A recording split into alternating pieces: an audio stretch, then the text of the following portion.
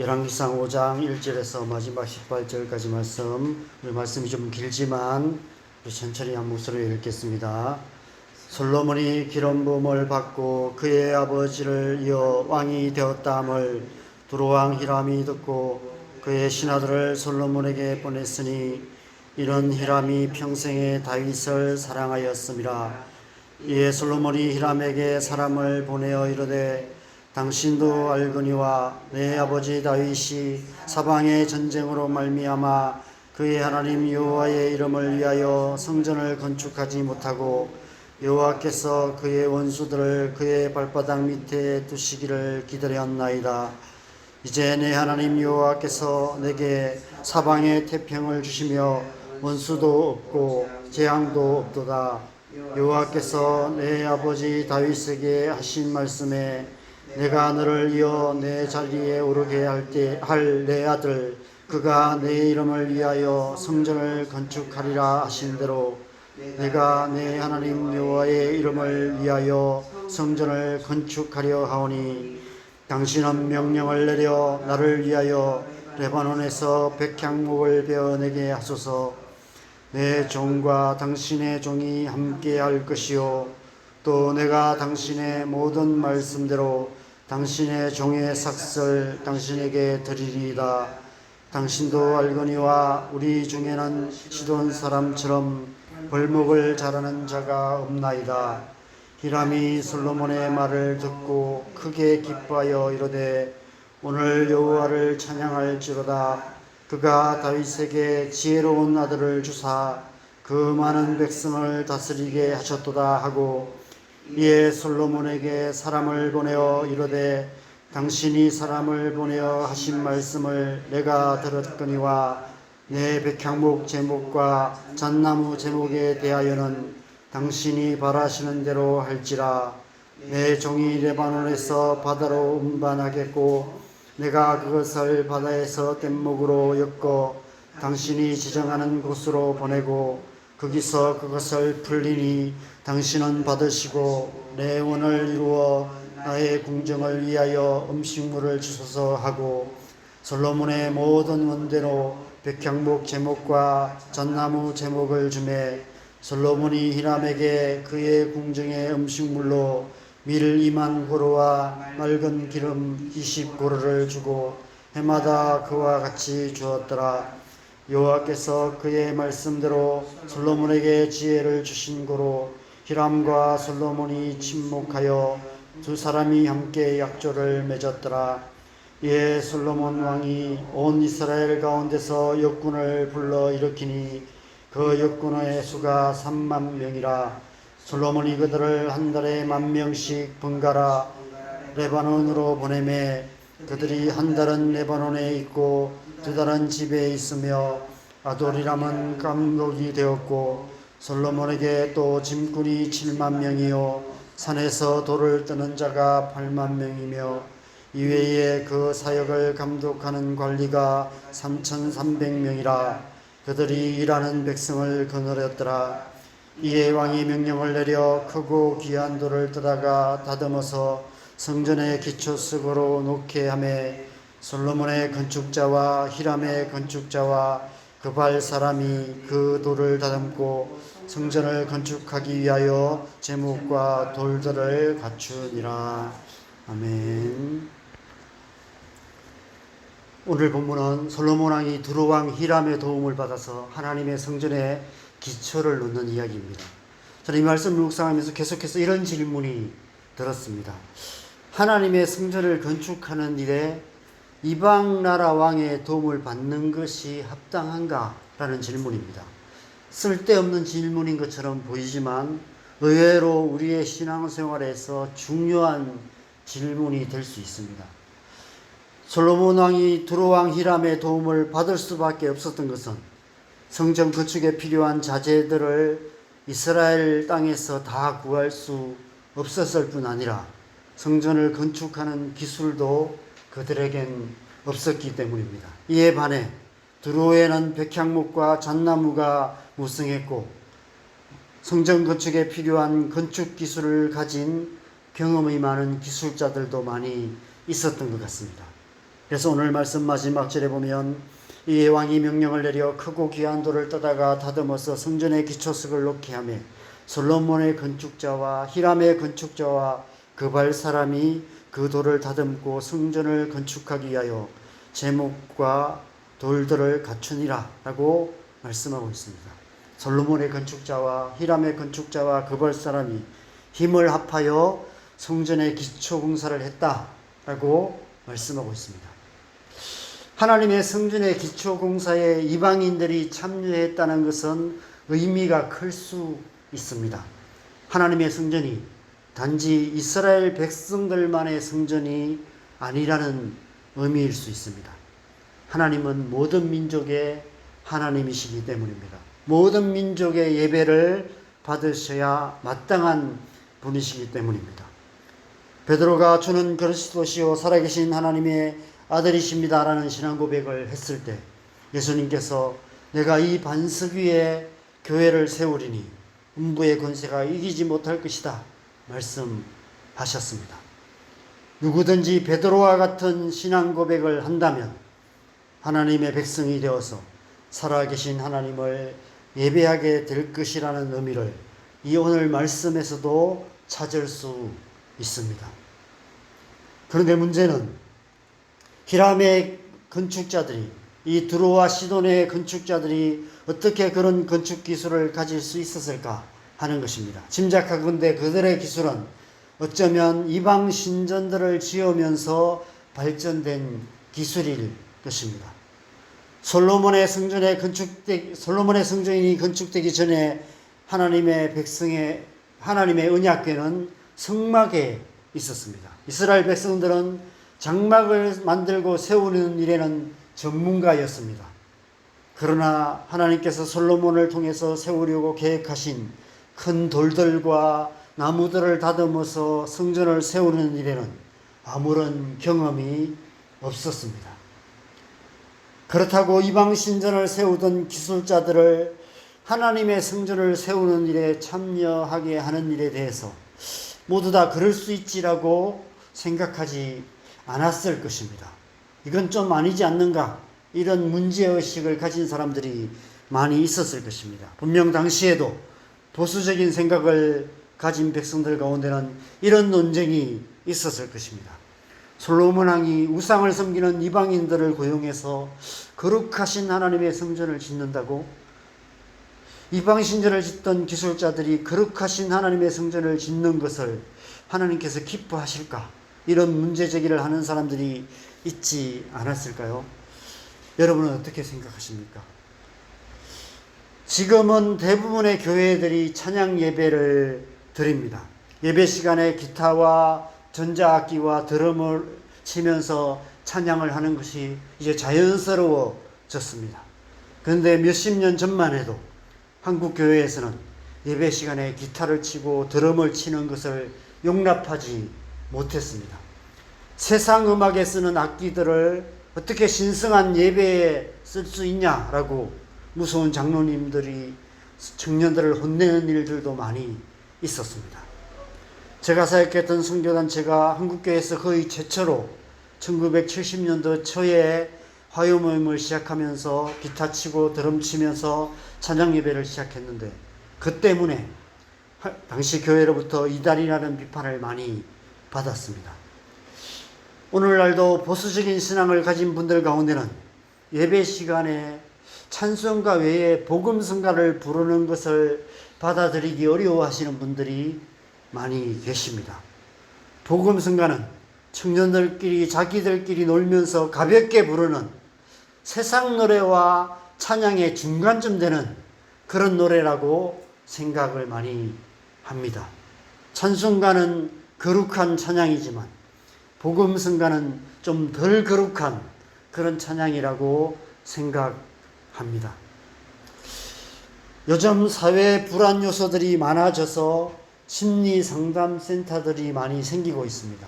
우울증을 갖고 있는 사람도 많고요. 공황장애를 겪고 있는 어떤 심리적인 문제를 겪는 사람들이 많이 있습니다. 심리학과 상담학의 도움이 필요한 사람들이 많이 있죠. 그런데 어떤 사람들은 이런 심리학이나 상담학이 인본주의 학문이라고 비판하고 배척하는 사람도 많이 있습니다. 그냥 하나님께 기도하면 되지라고 생각합니다. 그래서 심지어 몸이 아파도 병원을 가거나 약을 먹는 것도 꺼리는 사람들도 많이 있습니다. 여러분, 우리 그리스도인들 안에는 이 세상을 흙과 백으로 나누어 보는 경향이 많이 있습니다. 이 세상에 있는 모든 것들이 거룩한 것과 속된 것으로 분명하게 나누어져 있다, 이렇게 생각하는 것이죠. 심지어 주일은 거룩한 날이고 다른 날들은 좀 덜 거룩해도 되는 날이라고 생각하는 그런 이원론적인 신앙생활을 하는 사람들이 많이 있습니다. 그래서 주일은 좀 이렇게 마음가짐도 다르게 하고 옷도 좀 다르게 입고 좀 거룩하게 잘 보내지만 일상의 삶은 그냥 이렇게 평범하게 세상 사람들과 똑같이 그렇게 살아가는 이원론적인 신앙생활을 우리가 많이 하고 있습니다. 물론 이 세상에는 그리스도인들이 가까이 해서는 안 되는 세속적인 것들이 많이 있습니다.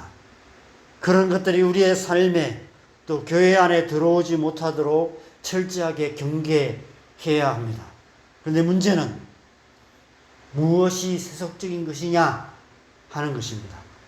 그 기준이 지극히 주관적이고 상대적인 경우가 많다는 것입니다. 극단적인 예인지 모르지만 여러분, 우리가 쓰는 이 한글은 하나님을 알지 못했던 세종대왕이 만든 글입니다. 이 한글을 통해 우리는 성경을 읽습니다. 성경이 원래 쓰였던 문자는 아시다시피 히브리어와 헬라어였습니다. 그런데 우리는 세종대왕이 만든 한글로 번역된 성경을 읽습니다. 한글 성경은 세속적인 성경이고 히브리어와 헬라어 성경만이 성스러운 성경일까요? 그렇지 않습니다. 이원론적인 편협한 우리의 신앙의 관점을 조금 더 넓혀야 할 필요가 있다는 생각에 이런 좀 극단적인 예를 제가 들었습니다. 먼저 우리는 이 세상에 있는 모든 것들이 다 하나님의 것이라는 사실을 기억해야만 합니다. 두로에 있던 레바논에 있던 백향목과 잣나무와 크고 귀한 돌들은 다 하나님께서 창조하신 것들입니다.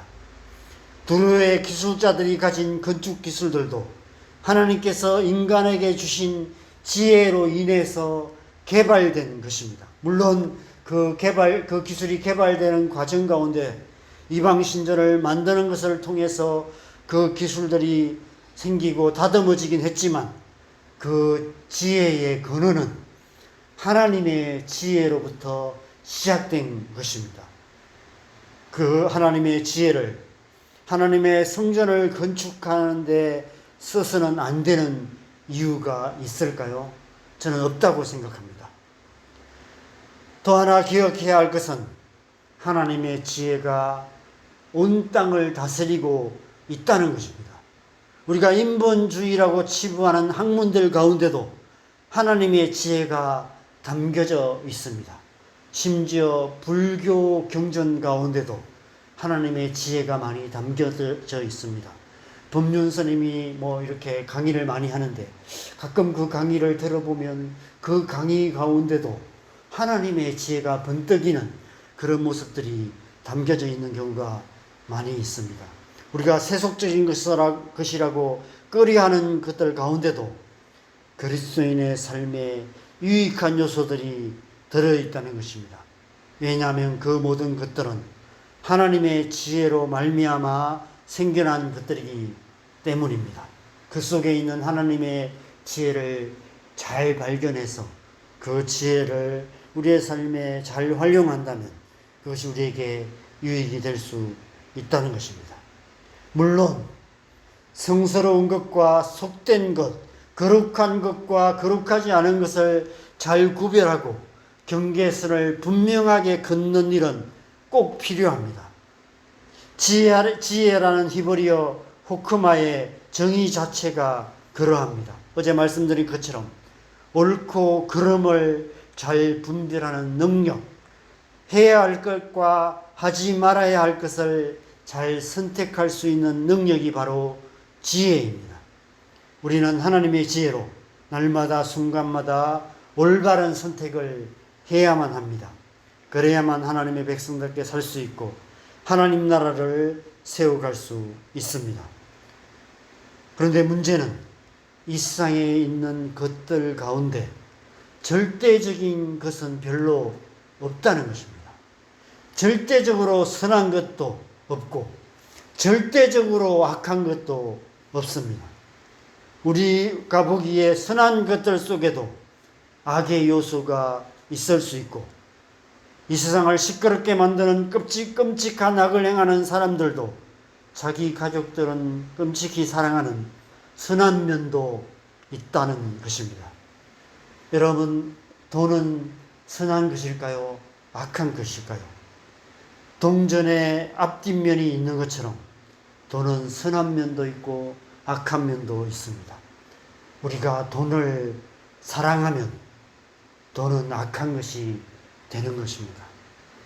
돈을 많이 벌어서 하나님의 뜻에 합당하게 잘 쓰는 것이 돈에 대한 하나님의 지혜라는 사실을 어제 새벽에 제가 말씀을 드렸습니다. 다른 모든 것들도 마찬가지입니다. 하나님의 지혜로 합당하게 잘 사용해야 합니다. 이 세상 사는 동안 우리의 삶의 모든 순간, 우리가 하는 모든 일에 하나님의 지혜가 필요한 것입니다. 옳고 그름을 잘 분별하여 취해야 할 것은 취하고 버려야 할 것은 잘 분별하여서 취사선택을 잘 해야만 하는 것입니다. 우리의 삶의 세상의 것들을 무분별하게 받아들이게 되면 그리스도인의 삶이 세속화되고 교회가 세속화될 수 있습니다. 반대로 이 세상의 모든 것들을 속된 것이라고 다 배척한다면 우리는 이 세상을 벗어나서 광야나 산속으로 들어가야만 합니다. 우리 자한동교회도 저기 산속 어떤 시로봉 근처에 세워야 할 것입니다. 오늘 솔로몬이 두로왕 히람의 도움을 받아서 하나님의 성전을 건축했다는 사실은 우리에게 이 세상 속에서 그리스도인으로서 합당하게 살아가는 하나님의 지혜가 무엇인지를 생각하게 합니다. 이 세상의 학문들이나 이 세상의 기술들이나 이 세상의 방식들이나 이 세상에 있는 모든 것들을 지혜롭게 취사 선택하여서 하나님 나라를 세워가는 일에 효과적으로 잘 사용하는 것, 그것이 곧 하나님의 지혜인 것입니다. 그 지혜가 우리 안에 있기를 소망합니다. 그 지혜가 우리 안에 있을 때 우리의 삶은 반석 위에 세워진 집과 같이 될 것입니다. 그 하나님의 지혜가 우리 안에 있을 때 우리의 가정과 교회는 이 땅에 하나님 나라의 아름다움을 나타낼 수 있게 될 것입니다. 어디서 어떻게 그와 같은 하나님의 지혜를 얻을 수 있습니까? 시편 119편 97절에서 100절 말씀을 제가 읽어드리겠습니다. 내가 주의 법을 어찌 그리 사랑하는지요. 내가 그것을 종일 작은 소리로 읊조리나이다. 주의 계명들이 항상 나와 함께 하므로 그것들이 나를 원수보다 지혜롭게 하나이다. 내가 주의 증거들을 늘 읊조림으로 나의 명철함이 나의 모든 스승보다 나으며 주의 법도들을 지킴으로 나의 명철함이 노인보다 나으리이다. 바로 하나님의 말씀입니다. 우리가 묵상하는 하나님의 말씀 속에 하나님의 지혜가 가득 담겨져 있다는 것입니다. 그래서 우리는 하나님의 말씀을 주야로 묵상하며 그 가운데 기록된 대로 지켜 행해야 하는 것입니다. 우리가 하나님의 말씀을 읽고 듣고 묵상할 때 하나님의 말씀으로 말미암아 우리 안에 하나님의 지혜가 가득하게 되는 것입니다. 우리가 그 말씀을 따라 살아갈 때 우리의 삶 속에 하나님 나라가 이루어지게 되는 것입니다. 오늘도 하나님의 말씀을 묵상하는 가운데 하루를 하나님의 백성답게 살아낼 수 있는 하나님의 지혜를 얻으시기 바랍니다. 그 지혜로 오늘 하루 우리의 삶 속에서 하나님 나라를 이루어가는 저와 여러분 되시기를 주님의 이름으로 간절히 축원합니다. 우리 함께 기도하겠습니다. 여러분, 우리가 이 세상을 살아갈수록 우리의 경험이나 우리의 어떠함을 자꾸 의지하려고 하는 우리의 모습을 보게 됩니다.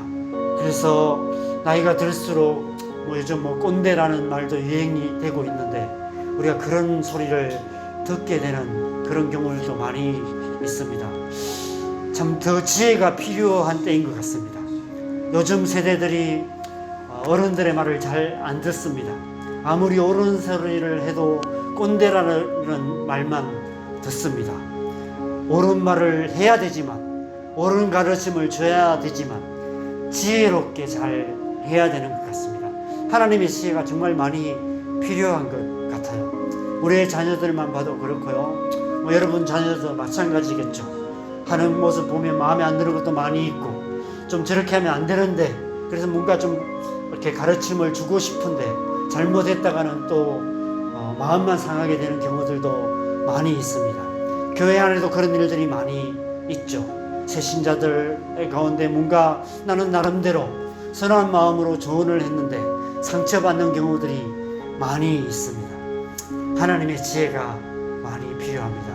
특별히 신앙생활 가운데 하나님의 지혜가 많이 필요하고요. 이웃들과의 관계 가운데 우리가 복음을 전할 때에도 정말 지혜롭게 잘하는 것이 필요합니다. 우리의 가정을 하나님의 가정으로 세워가는데 얼마나 지혜가 필요합니까? 우리의 자녀들을 하나님의 사람으로 세워가는데 얼마나 지혜가 필요합니까? 무엇보다도 교회 안에 정말 지혜가 필요한 것 같습니다. 이 시대에 정말 신천지가 판을 치고 이단이 판을 치고 교회를 향한 적대적인 시선들이 많이 있는 이런 때에 예수 그리스도의 복음을 증거하는 일에 있어서는 정말 지혜가 필요한 것 같습니다. 하나님의 앞에 엎드려서 지혜를 구하고 하나님 말씀대로 살아감으로 우리의 삶을 통해서 그리스도의 복음을 전할 때 이 땅 가운데 하나님 나라가 이루어지게 될 줄 믿습니다. 그 지혜를 구하십시다. 하나님, 오늘 하루 우리의 삶 속에서 하나님의 백성대로 살아갈 수 있는, 하나님의 백성답게 살아갈 수 있는 지혜를 주시고 우리가 그 지혜를 가지고 하나님의 말씀대로 살아서 오늘 하루 우리의 삶 속에 하나님의 나라를 이루어가는 우리의 삶 되게 하여 주시옵소서. 이제 우리가 함께 기도하겠습니다. 같이 기도하시겠습니다. 하나님 아버지, 이 새벽에 우리가 주님의 은혜를 구하며 함께 하나님 앞에 나아갑니다.